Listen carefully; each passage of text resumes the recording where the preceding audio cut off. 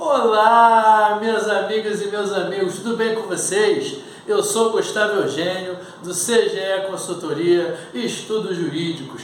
E hoje, pessoal, eu estou aqui de volta para dar continuidade a essa série de vídeos do Quebrando a Banca na segunda fase da prova do OAB. É isso aí, pessoal. Estamos na reta final, só faltam 2 aulas, só faltam 2 temas para nós terminarmos essas aulas e no próximo dia 21, no próximo domingo, será a segunda fase da prova da OAB. E eu espero que vocês estejam com aquela força, com aquela gana, aquela disposição para passar na segunda fase, para estudar, para passar, para pegar a tão sonhada carteira vermelha, para você se tornar uma grande advogada e um grande advogado. E para isso você já estudou esse conteúdo comigo de segunda fase das questões e que também podem cair na peça processual. É isso aí, pessoal.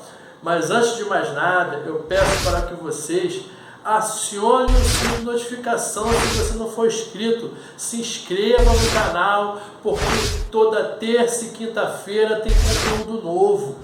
Peço também que vocês deem o like. Se você gostou dessa aula, vai lá, dá o like, diz que gostou, para a internet, para o YouTube, para o Instagram, para a rede social perceber que esse conteúdo é um conteúdo interessante, é um conteúdo de valor, para a rede social perceber que esse conteúdo está ajudando outras pessoas. E peço também que você compartilhe esse vídeo, pessoal, compartilhe essa aula. Aquele colega, aquele seu primo, aquela sua amiga, o seu vizinho, eles não são seus concorrentes. Eles estão juntos com você nessa jornada. Você ajuda ele te ajuda, ela te ajuda e por aí vai. Porque vocês se juntando, vocês se unindo, vocês irão chegar ao mesmo objetivo. Que é o que, pessoal? É passar na prova do OAB. E quando vocês se encontrarem nos corredores do fórum, ou lá nos corredores do TRT, dos TRTs ou dos fóruns da vida, vocês vão rir, vão se lembrar, pô, aquela prova foi difícil, mas ainda bem que você me mandou aquele vídeo, foi aquela questão que caiu na prova. Isso é tão gratificante, pessoal. Você, nesse momento, parece pesado, mas depois que você pegar a tua carteira do OAB, você vai se divertir com isso. E hoje, pessoal, eu vou conversar com vocês sobre um tema ligado à fase de execução. Vou conversar com vocês sobre embargos à execução. Se você percebeu, sempre na medida do possível, eu tentei conversar com vocês aqui, seguindo um raciocínio lógico. Primeiro tentei conversar sobre a parte de conhecimento. Na última aula, se você prestar atenção, eu falei sobre as 2 possibilidades de agravo de instrumento, agravo de petição. E agora eu vou conversar com vocês sobre, entrando na fase de execução, conversar sobre os embargos à execução. É lógico que para eu conversar com vocês sobre o embargo à execução, falar dessa parte de execução, não adianta só passar teoria, só passar artigo. Você precisa entender a linha de raciocínio e você precisa, na medida do possível, se visualizar como advogada ou como advogado, porque é isso que vai acontecer no dia a dia. Então eu até vou voltar um pouquinho, vou começar a conversar rápido ali sobre o artigo, a partir do artigo 880 da CLT, para aí sim, quando chegar lá no artigo 884 da CLT, falar sobre execução propriamente dita. Mas por que eu vou dar colocar um pouco na frente. Por quê, pessoal? Porque ali no dia a dia, não adianta eu falar de embargo de execução e você não sabe como utilizar, você não sabe quando utilizar. E a prova do OAB, ela tem se utilizado muito de caso concreto. Os exemplos que a OAB tem dado é como se fosse o dia a dia de um setor jurídico, o dia a dia de um escritório de advocacia, o dia a dia de um cliente seu, de um executado. Então é bom a gente dar uma passada ali um pouco antes para você se inteirar no que está acontecendo. E olha o que acontece. Como nós conversamos sobre a parte de execução, sobre a parte de quitação, pagamento, embargo de execução, nós vamos ali primeiramente chegar no artigo 880 da CLT, pessoal. É o primeiro artigo que eu quero falar.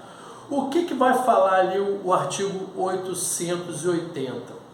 Ele vai nos dizer o seguinte, que o juiz ele vai determinar a citação do executado para que ele pague o valor no prazo de 48 horas. O que é isso? Olha só como é que vai acontecer. Esse artigo 880, até coloquei aqui hoje. O que vai acontecer?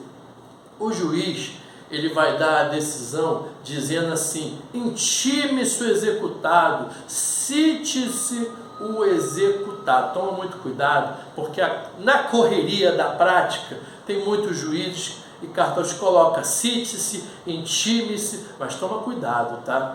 Intimação é uma coisa e citação é outra coisa. Eu tenho certeza que você já sabe essa diferença. Se você não sabe, dá uma estudada para você saber. Intimação é de um ato, citação é ciência do processo. E aqui na fase de execução, a lei ela fala citação, como se fosse a citação da petição inicial. Então tome só cuidado nisso, que você precisa conhecer essa diferença. E aí o que vai acontecer? O juiz vai dar aquele despacho, cite-se o executado, ele vai mandar o oficial de justiça avaliador do dia a dia. Olha a expressão que a gente usa, o OJA. Na realidade a gente chama muito o oficial de justiça. O oficial de justiça está indo lá, o oficial de justiça veio aí entregar um mandado, mas comumente a gente usa essa expressão, OJA, oficial de justiça avaliador. Então o que vai acontecer? Eu já vi isso muito acontecer em escritório de advocacia e também em setor jurídico de empresa, bastante. Vai o OJA, vai o oficial de justiça lá na sede da empresa, lá na sede do executado, entrega aquela folha do mandado de citação com aquela determinação. O excelentíssimo senhor juiz fulano ou juíza fulano manda o oficial de justiça citar a empresa, citar o réu, citar o executado para pagar o valor X em 48 horas. Independente de prazos aqui, tem os juízes que se utilizam de outros prazos, mas a lei fala prazo de 48 horas. Se a lei fala prazo de 48 horas, você vai estudar com base na lei, no prazo de 48 horas. O que esse mandado de citação, mandado de execução está dizendo ali? Olha só, você tem que pagar esse valor em 48 horas, senão você vai ser executado, seus bens serão penhorados. Tudo bem? Está entregue o documento, o oficial de justiça vai embora. Aí, o executado, ele vai ter que decidir o que ele vai fazer da vida dele. Ou ele vai seguir o artigo 881 da CLT, que é pagar. O artigo 881, ele está discriminando ali na situação que o exequente decide fazer o pagamento. Ele vai fazer o depósito ali, está informando no artigo 881 que é lá na secretaria, lá com o escrevente. Isso aí era porque a CLT era antiga, lá de 1943. Mas na prática é só ele fazer o recolhimento da guia do valor executado com as custas processuais, honorários, se tiver ali qualquer coisa que seja, e vai fazer o pagamento. Mas nem sempre é isso que acontece. Não é todo executado que paga espontaneamente. Geralmente, ele tem que ser executado, ou ele vai entrar, ou ele vai questionar esse valor, essa condenação, através do embargo de execução. Por isso que às vezes na prática já teve sentença, já teve recurso, e o seu cliente não entende que tanta petição, que tanto recurso é esse. É o que a lei nos oferece. Aí no artigo 882 da CLT, já que você não quis, o exequente não quis pagar espontaneamente, ele vai ter 3 possibilidades. Ou ele irá garantir o juízo. O que é o garantir o juízo que vai ser falado lá no artigo 884? Vamos imaginar que o valor da execução é de R$10.000. Ele vai depositar em juízo esse valor de R$10.000. Depositar em juízo para os embargos de execução, não é para pagar não. Ele vai garantir em juízo. A segunda possibilidade é ele não pagar em dinheiro. Ele pode se utilizar, desde o processo civil de 2015, do novo CPC, existe a possibilidade de seguro-garantia. Nós já conversamos, nós já estudamos de seguro-garantia. Ou, se ele não quiser se utilizar do seguro-garantia, ele tem a terceira opção: nomear bens à penhora. O que ele vai fazer ali? Ele vai indicar, se ele possuir bens, para que esses bens sejam penhorados. É lógico que, como diz aqui na lei, respeitando a regra preferencial do artigo 835 do Código de Processo Civil. Por exemplo, artigo 835, inciso 1 do CPC. O que é melhor penhorar? Inciso 1, dinheiro. É o número 1, gente. Aí depois dali, tem um monte de coisa. Tem dinheiro, tem ações da Bolsa de Valores, tem outros tipos de crédito, outros tipos de título, tem várias possibilidades ali que podem ser oferecidos como forma de pagamento, como bens à penhora. Então, veja que o 882, ele está falando assim, ó, eu vou garantir o juízo para discutir, ou eu vou colocar o seguro garantia, que provavelmente também vai ser para discutir, ou colocar bens à penhora, das duas uma, ou para servir como garantia, ou para você ficar com esse negócio aí para você, se você quiser. É essa a prática. Aí, garantido, porque todos esses aqui, de certa forma, é uma forma de garantia, cada um com a sua natureza jurídica, mas para que o executado, ele está nos oferecendo aqui essa forma de garantia. O que ele vai fazer aqui, pessoal? Quando o executado ele está garantindo o juízo, ele está preparando o terreno, sabe para quê, meu amigo? Sabe para quê, minha amiga?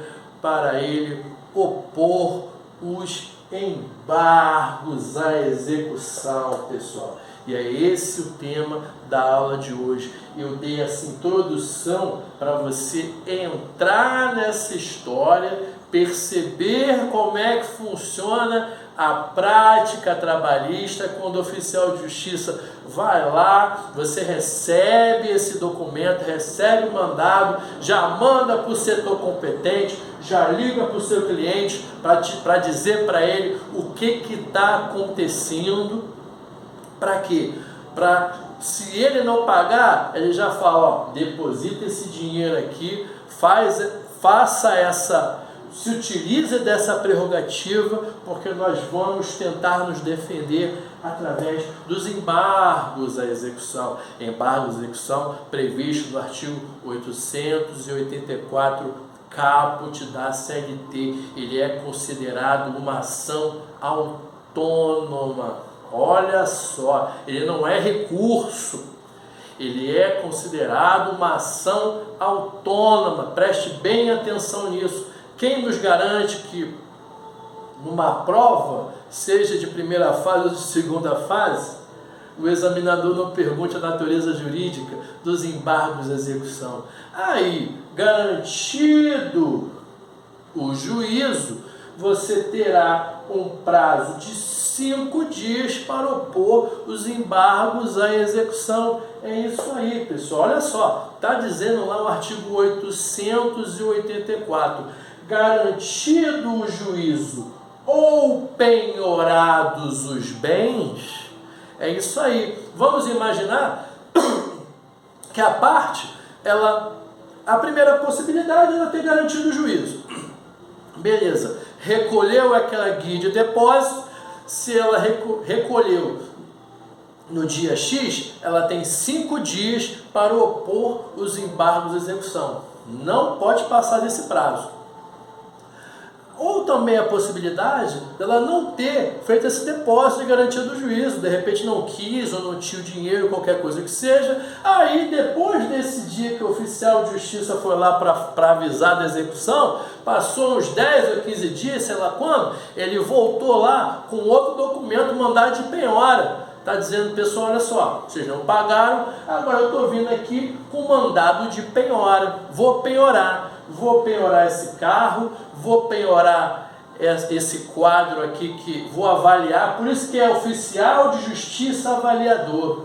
Ele vai chegar lá na tua empresa, por exemplo, ou na sua casa, aqui ó, vou penhorar essa TV, vou avaliar, essa TV vale 1.500, vou penhorar esse quadro vale 2.000, vou penhorar esse sofá vale R$ 1.500, vou penhorar essa impressora que vale R$ 2.500, vou penhorar esse computador que vale R$ 4.500, ele vai avaliar para garantir até que chegue o valor da execução. Aí ele penhorou, botou para você assinar e você virou aquela coisa ruim que se chama depositário fiel, né? Que nesse caso a princípio é um depositário fiel, né? Você vai ser responsável por esses bens que foram penhorados, não pode vender, não pode perder, você que é responsável agora por esses bens. Após penhorado esses bens, também tem o prazo de 5 dias, ou seja, tendo a garantia, você recolhendo o depósito para a garantia do juízo, ou tendo a penhora dos bens, ou penhora de valores, às vezes o juiz, sabe o que o juiz faz? Ele penhora a conta do executado.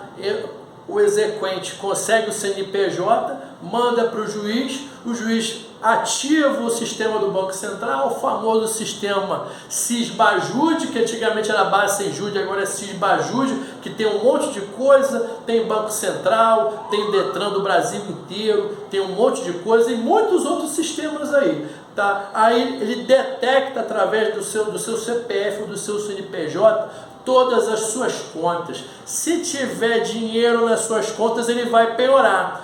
Quando ele penhorar esse valor, ele vai dar a citação que foi penhorado esse valor e vai ter esse prazo de 5 dias aqui. Muitas vezes tem até um despachozinho. Cite-se com base no 884. Eu já sabia que ele tinha penhorado alguma coisa das empresas e eu já tinha que correr atrás para descobrir o que era, qual banco que tinha ocorrido essa constrição financeira, aonde que tinha ocorrido essa penhora. E já a partir daquela publicação, quando tem a publicação, já estava correndo o prazo de 5 dias. Então, depois de você garantir, o que você vai fazer? Você vai entrar com os embargos de execução nesse prazo de 5 dias. E qual é a matéria pertinente que você irá se utilizar nos embargos à execução? Isso é muito importante. Você não vai discutir de novo o mérito da causa. O mérito da causa você discutiu lá na contestação, lá no processo de conhecimento. Quiçá, se isso ocorreu, você discutiu o mérito da causa na fase recursal, através dos recursos que porventura tenham ocorrido. Recurso ordinário, recurso de revista. Se você chegou até o final lá no recurso extraordinário, que não é toda hora que acontece isso, A matéria a ser discutida foi lá. Aqui é outra coisa, você vai discutir a fase de execução. A matéria já foi, um abraço, já era, você não discute, você não questiona mais que o funcionário ele está mentindo, aquilo ali já acabou. Agora você vai discutir valores e a razão pela qual esse cara está te cobrando esse valor. É como se fosse mais ou menos assim, olha só, o que eu devo são 4 mil, não são 14 mil. E você vai explicar por que, ou porque você não deve mais nada, tipo, vou dar um exemplo, de repente você já quitou, de repente você já pagou, olha só, eu já paguei tudo aqui. Ou então, estou devendo, mas não é esse valor que ele está falando. É essa matéria, são essas as matérias que serão discutidas nos embargos de execução. Por exemplo, o artigo 884 ele está nos falando, por exemplo, cumprimento da decisão ou do acordo. O que a lei quer dizer com cumprimento da decisão? Quando o juiz dá a sentença de primeira instância, condenou em horas extras, intervalo intra-jornada, condenou na multa do 477, e só, horas extras, intra-jornada e multa do 477. Tudo bem? Aí, nos cálculos, o exequente colocou multa do 467 e multa de 40% do FGTS. Você percebeu que na sentença não tinha multa do 467, tampouco multa de 40% do FGTS. O que o executado ele vai falar?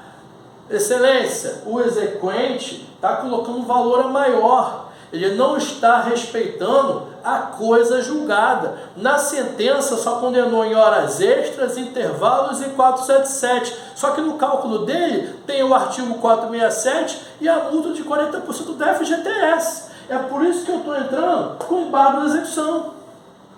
É uma das possibilidades aqui de questionar o cumprimento da decisão.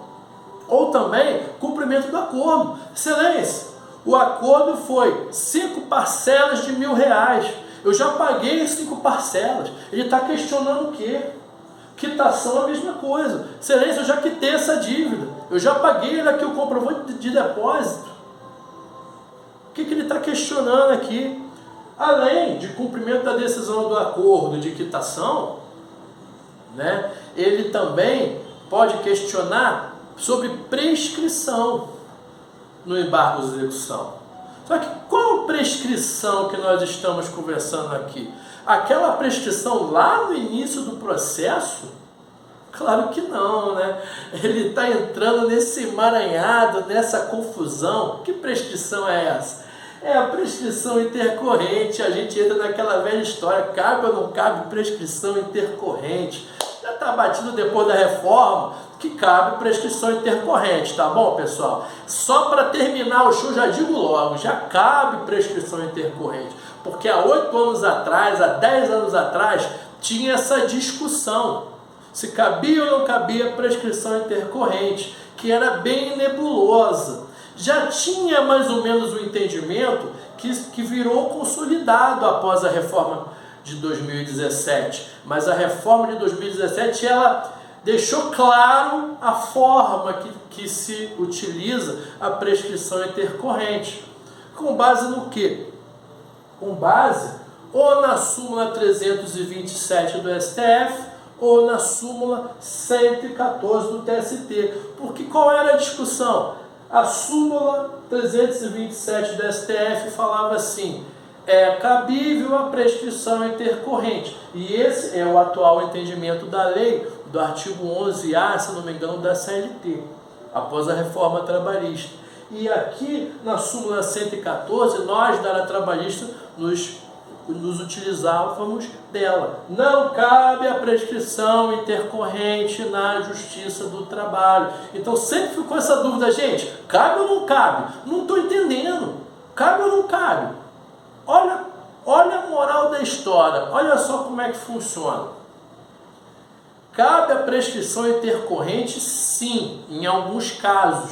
Por exemplo, se a parte interessada, se a parte exequente ficou 2 anos sem falar nada, morta no processo, não se manifestou, deixou o processo parado lá no judiciário, abarrotando mais um pouco de processos, o judiciário que já é lotado, ele não falou nada durante 3 anos, durante 2 anos e 1 mês que seja, ele não deve estar mais interessado. Então cabe a prescrição intercorrente. Agora, com base no 114, a súmula 114 do TST, não se aplica a prescrição intercorrente quando, mesmo ultrapassar esses 2 anos de execução, o exequente está lá correndo atrás. Ele está toda hora fazendo petição, pedindo penhora disso, pedindo para citar aquilo. O juiz dá um despacho e ele se manifesta. Ele pediu também para oficiar o cartório do RGI, pediu para oficiar o Detran, pediu para executar. Às vezes passou, essa execução virou 2, 3, ou 4, ou 5 anos, mas não foi por inércia do exequente, foi porque tudo isso demora. As petições para serem juntadas e julgadas demora, para oficiar determinado órgão, às vezes leva 3 ou 4 ou 6 meses para o cartório fazer o ofício e 6 meses para a informação voltar. Levou 2 ou 3 ou 4 anos, não por inércia da parte, mas pela demora natural dos atos. Ou seja, cabe prescrição intercorrente por inércia exclusiva da parte. É isso que a súmula não explicava, que hoje em dia a doutrina e a jurisprudência trabalhista entendem. Então sempre você vai estar atento a essa prescrição intercorrente da súmula do STF ou da súmula do verbete sumular do TST. E isso poderá ser utilizado ou não nos embargos à execução. Tudo bem, pessoal?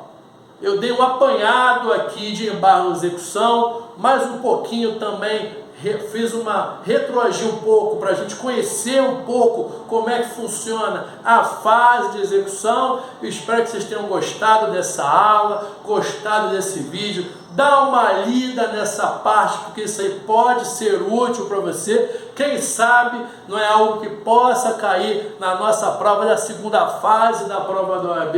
Eu espero que vocês tenham gostado e eu desejo a vocês um grande abraço e até a próxima.